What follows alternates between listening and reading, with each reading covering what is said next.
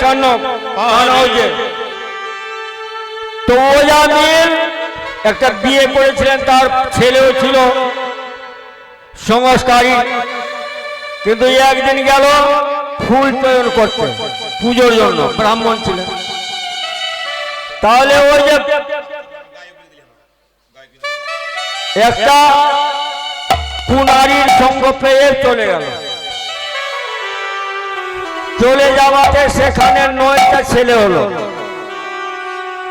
দস্যুতা ধরে নিলেন।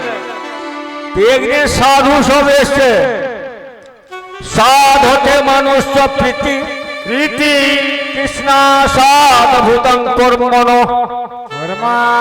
গুণানুবাদ শ্রবণে সাধুতে ভীতং নমঃ। সাধু দেখলেন, সাধু উদ্ধার করে মানুষকে। এবার ওজামিলের বাড়ি গেলেন 5টা সাধু, সাধু সাবধান। এবার ভিক্ষা দেই ভিক্ষা দেই, ওজামিলের ওই কুনাইটা বেরোলো, বলছে বাবা যা ঝুলিতে আছে সো আমার স্বামী আসলে কেড়ে নিবে, আপনি অন্যত্র চলে যান। বলছে না রে মা, আমাদের কাছে আছে বা কি যে নিবে, আমাদের কাছে গৌরিয়া বস্ত্র আছে আর দাড়ি চুল আছে, আর কি, আমরা আজকে এখানেই থাকবো, সেবা করবো এখানে। কত করে বললেন কিন্তু মানলেন না, বলছে এখানে সেবা করবো, আর চাল ডাল দাও, আমরা নিজে রান্না করে সেবা করব।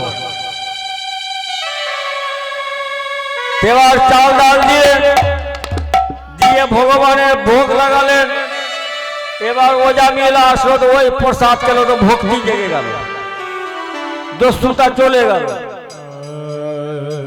তা ওজামিলের গর্ভবতী স্ত্রী ছিল, বলছে ও গো মা, এইটা যে তোমার গর্ভে আবার সন্তান আসবে, এর নাম রাখবার নারায়ণ, এর নাম রাখবার নারায়ণ।